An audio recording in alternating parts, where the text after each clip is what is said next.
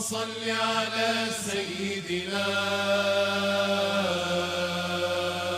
محمد وعلى آل سيدنا محمد وعلى أصحاب سيدنا محمد وعلى أزواج سيدنا محمد وعلى ذرية سيدنا محمد وسلم تسليما كثيرا كثيرا. رب اغفر لي ولوالدي رب ارحمهما كما ربياني صغيرا. الله الله الله اللهم صل على المصطفى. لا بجد والله رحلة كانت موفقة بفضل الله، والناس راجعة مبسوطة جدا، وحتى السيدات الكبيرة اللي كانت معانا والحجاج اللي كانوا معانا كبار بفضل الله ما حسوش بأي تعب ولا أي إجهاد معانا خالص، الحمد لله رب العالمين. وبنشكر طبعا طارق وحبايبنا الشباب اللي كانوا معانا، رحلة جميلة جدا جدا بفضل الله، ما كانش فيها سلبيات خالص تقريبا، الحمد لله رب العالمين. يلا على البركة إن شاء الله. كل اللي انا اقوله ان ربنا يبارك لك في صحتك ويعينك ويخلي الشركه كده حسك وحس الكابتن الشكل الكبير بتاعنا، وربنا يديم المعروف. بسم الله ما شاء الله، كانت رحله جميله جدا وكانت عمره جميله. بسم الله ما شاء الله، الجروب كله كان جميل والناس طيبين، وربنا يدي الصحه للشيخ طارق. بصراحه كان بيحاول يراضي كل الناس وبيحاول يعمل كل ما في وسعه عشان يراضيهم ويخلي الرحله تبقى رحله حلوه وفيها مواعظ كتير وفيها احاديث حلوه بيوجهنا فيها، مش مجرد رحله ان هو مرشد يعني في عمره بس، لا بيدينا كمان نصايح دينيه وهدايا. ايوه يا جماعه والله طارق ربنا يصلح حاله حقيقي، يعني قام بالواجب معانا واكتر. ما تعبناش قوي، يعني كنا كلنا بنجري وطيبين وكلنا صغيرين وحلوين، بس هو الاحلى. بس عايزه اقول لكم الحمد لله يا رب، كانت اول مره اجي العمره وربنا وفقنا ومن اسباب التوفيق ان احنا بالامانه يعني طلعنا مع ناس محترمين زيكم بالامانه والله. مني وشعلياه وانا عبد مملوك والحاجه مقضيه. وربنا يا رب يوفقه ويبقى معانا على طول في كل الرحلات. الحاج طارق اشراف محترم جدا وصبور، وربنا يجازيه خير على اللي عمله مع المعتمرين كلهم، وكان واقف لنا بصراحه وقفه رجوله، وربنا يبارك في عمره يا رب. والشركه جميله والرحله جميله وربنا يوفقه في كل خطواته.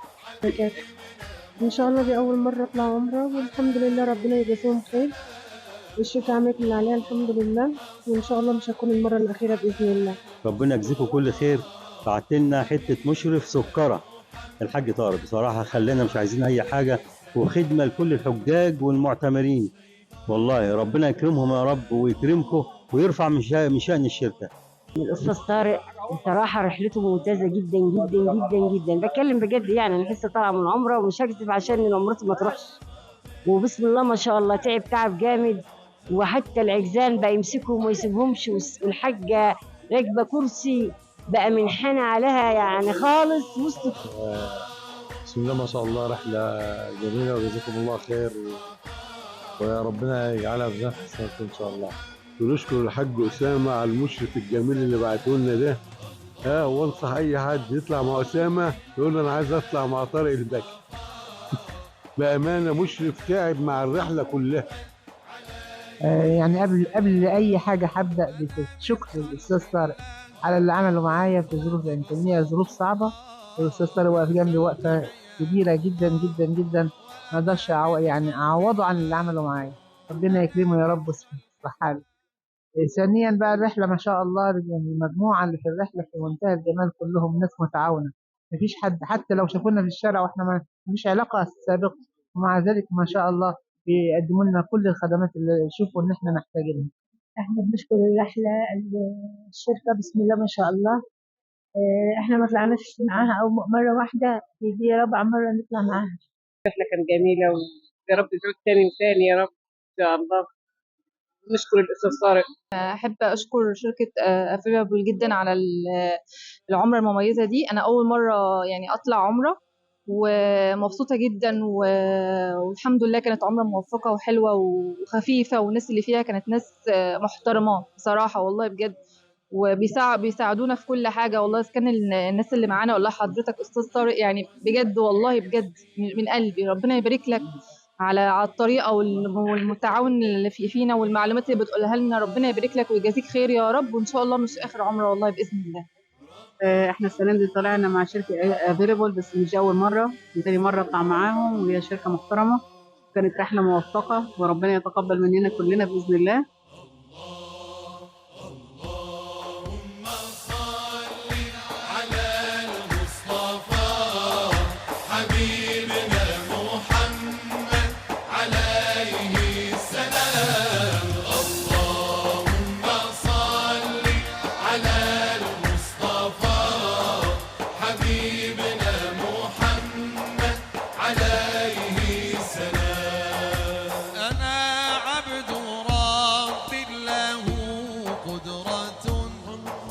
يهون به كل أمر عسير.